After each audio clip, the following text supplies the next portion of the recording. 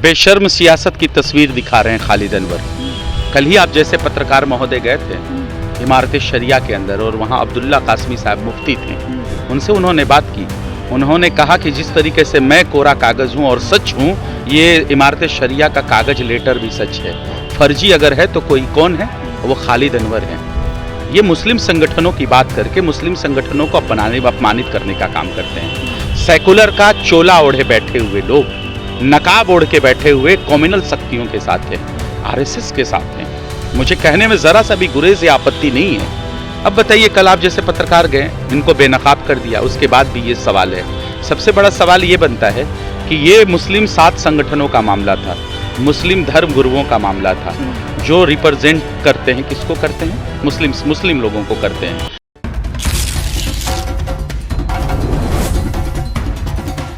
नमस्कार, मेरा नाम प्रीति है। आप न्यूज़ आई देख रहे हैं। देखिए, वक्फ संशोधन बिल को लेकर के जो विरोध प्रदर्शन है वो मुस्लिम समाज की तरफ से जारी है।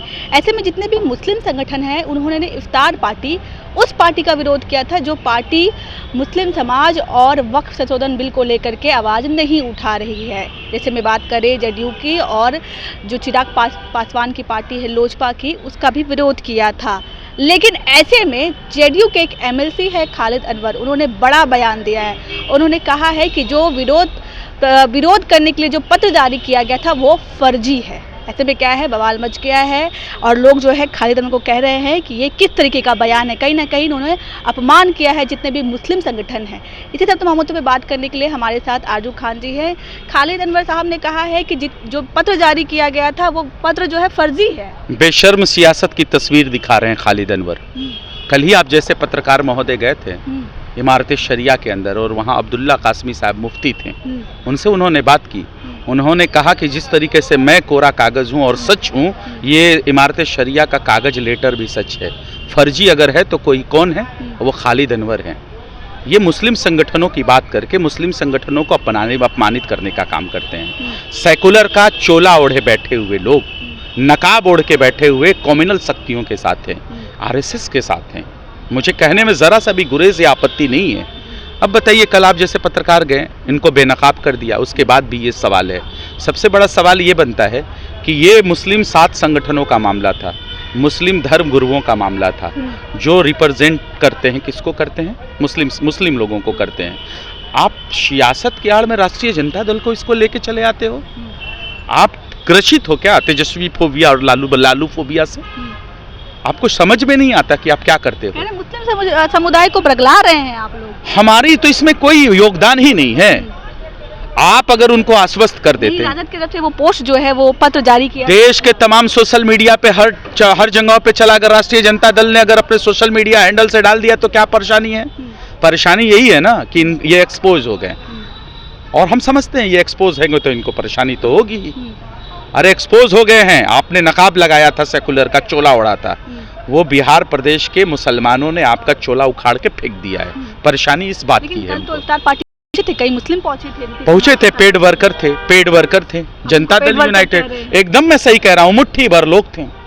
बिहार प्रदेश के मुसलमानों ने अपने धर्मगुरुओं की बात मानी है, उनके लेटर को सर्वमान्य माना है। ये जो जाने वाले थे उन्होंने तो मुसलमान धर्म गुरुओं को गाली देने का काम किया है।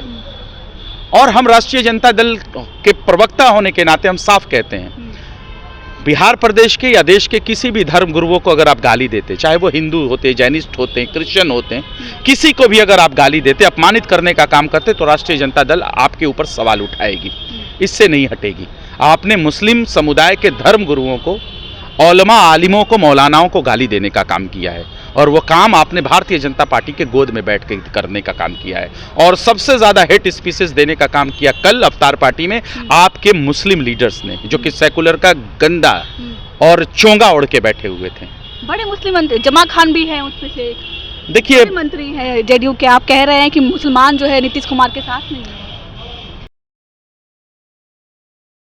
बताइए कि 42 नंबर सीट पे क्यों चले आए? ये 42 नंबर सीट पर ये क्यों चले आए? प्रदेश का मुसलमान, अकलियत, दलित, शोषित, पिछड़ा, इनको वोट नहीं करता है, तब न तीसरे नंबर की पार्टी है। और विश्व की सबसे बड़ी पार्टी कहने वाली भारतीय जनता पार्टी बैसाखी का सहारा है। तो इनको परेशानी है इसी बात की कि लालू प्रसाद गरीबों के मसीहा, हम उनके बराबर नहीं हो पाए। लालू प्रसाद यादव को अब पिछड़ों का मसीहा कहा जाता है, हम उनके बराबर नहीं हो पाए।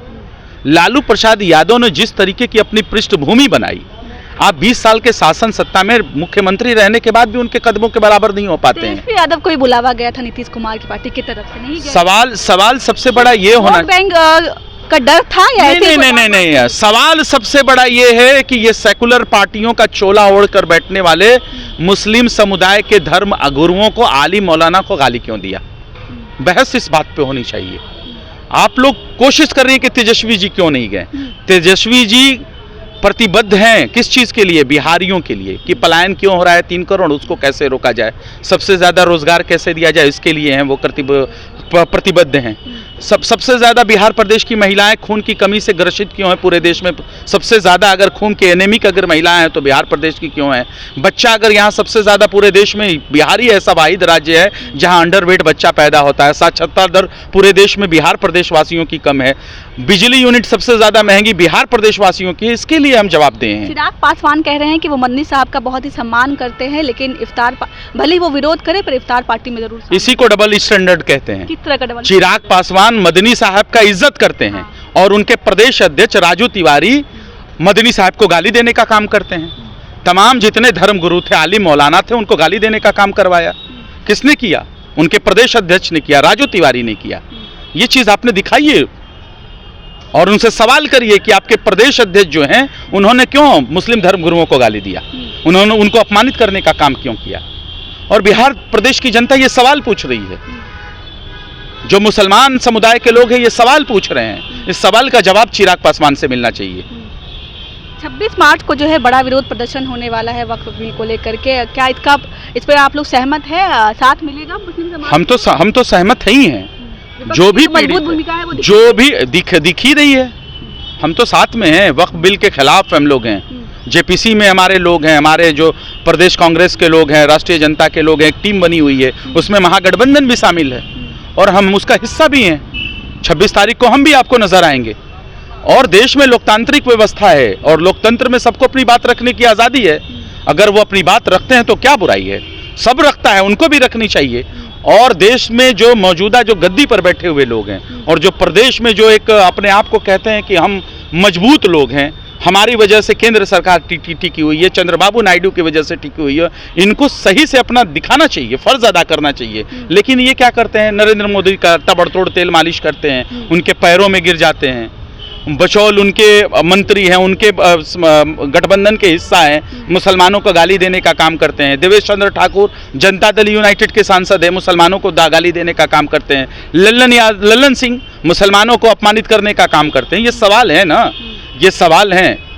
और यही सबसे बड़ी परेशानी है जनता दल यूनाइटेड के लिए कि उनका जो सेकुलर जो चोला ओढ़ के बैठे थे ना, आरएसएस की गोद में बैठे थे, ये चोला अब उतर गया है। जेडीयू हमेशा कहती है कि वोट भले ही जो है जाता हो राजद को, लेकिन काम हमने सबसे ज़्यादा किया हो, चाहे वो कब्रिस्तान की घेराबंदी हो या मदरसे में जो है टीचरों की भर्ती करवाना हो, सबसे ज़्यादा काम तो जेडीयू ने किया है। वोट आपको देखिए ये अब क्या करते हैं ना, ये फिर अटकाने भटकाने की कोशिश करते हैं। सबसे ज्यादा देश में अगर एक नजीर बना, एक इतिहास बना, नियुक्ति पत्र किसके वक्त में बांटे गए? महागठबंधन की सरकार में। लेकिन उनको डर लगता है क्या कि उसमें राजद भी इंक्लूड थी?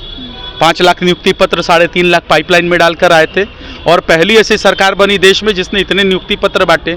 तो उस चीज़ को अकेले वो क्रेडिट कैसे लेते हैं? सबसे बड़े तो बेईमानी की बात ये है। और मुस्लिम जो अल्पसंख्यक कल्याण विभाग है, इसको किसने पृष्ठभूमि पे उतारा था? अल्पसंख्यक कल्याण मंत्रालय। सुन लीजिए ना, अल्पसंख्यक कल्याण मंत्रालय का गठन किसने किया? राष्ट्रीय जनता दल ने किया। इसको सरकार में लेके आई और ये बड़ी बड़ी बातें करते हैं। ये इतनी बड़ी बड़ी बातें करते हैं, उसके बाद भी बिहार हर चीज़ों में पीछे, बिहार का मुसलमान हर चीज़ों में पीछे। जब सब कुछ करवाया, कितने छात्रावास हैं, छात्रावास बन के तैयार है, उसमें छात्र नहीं है। ये सूरत हाल को उनको कौन बताएगा? ये भी उनको मालूम होना चाहिए। आप लोगों ने सिर्फ वोट लिया, आपकी तरफ से कोई बड़ा मुस्लिम नेता नहीं दिखता है। हमने सबसे बड़ा प्रोटेक्शन दिया बिहार प्रदेश के मुसलमानों को, और कल भी प्रोटेक्शन दे रहे थे, आज भी प्रोटेक्शन दे रहे हैं। और हर चीजों में जितने भी पहले आज का तो आपको लगता है कि आप लोग एहसान कर रहे हैं मुसलमान समाज पे? वोट तो राजद ही। सुन लीजिए ना 20 सालों में एक छोटा बच्चा पैदा हुआ, आज वो जवान हो गया है, वो रोजगार की बातें कर रहा है, नौकरी की बात कर रहा है। ये क्या कर रहे हैं? इसको हिंदू मुसलमान में फंसाना चाहते हैं। जो 20 साल का पहले का जितना भी मुसलमान था और आज के जो महागठबंधन की सरकार में वो जितने भी मुसलमानों के हाथों में नियुक्ति पत्र मिली और जो आज मुसलमान जो नौकरियां कर रहा है वो सब राष्ट्रीय जनता दल की मेरा एक देन है। सवाल है कि अगर बिहार का मुसलमान अभी असहाय महसूस कर रहा है तो इस पर सबसे ज्यादा तो राजद को सोचना चाहिए, वोट तो आप ही लोग लेते आए हैं।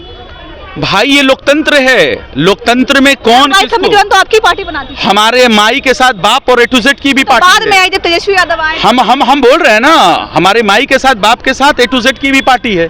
हम तो सबकी बात करते हैं और सबकी बात करेंगे। और इस प्रदेश का सबसे ज्यादा अगर मुस्लिम अगर पीड़ित है तो हम तो उसकी बात करते हैं। आपने तो उसके लिए कुछ नहीं किया 20 सालों में, कुछ नहीं किया, इसलिए तो मुस्लिम बेबस है, लाचार है। अपने NRC CA में क्या किया आपने? उनके बुनियादी चीजों पे उनको खत्म कर दिया।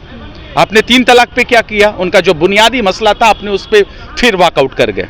अभी वक्फ बिल का मामला आया, जो उनके बुनियादी पहचान है उसको भी आप मिटाना चाहते हैं और कहते हैं कि मुसलमानों के आप हितैषी हैं। आप हितैषी नहीं हो सकते। आप कम्युनलिज्म जो कहते थे ना, कम्युनलिज्म, करप्शन, इन सब से आपने समझौता किया है सिर्फ अपनी गद्दी के लिए। बहुत बहुत शुक्रिया। चलिए, हमारे साथ आरजू खान थे, राजद के प्रवक्ता हैं, खालिद अनवर पर भड़के हुए हैं। बात कर रहे खालिद अनवर की, तो उन्होंने बड़ा बयान दिया। उन्होंने कहा है कि जो पत्र जारी किया गया था इफ्तार पार्टी की मनाही के लिए वो जो है फर्जी था। बिहार में सियासत घमासान इसको लेकर के मच गया है और सारे मुस्लिम संगठन कह रहे हैं कि खालिद अनवर इस तरह से अपमानित नहीं कर सकते हमें। बाकी आपकी क्या राय है? कमेंट के जरिए हमें अपनी एक प्रतिक्रिया जरूर दीजिएगा। तब तक के लिए बहुत बहुत शुक्रिया।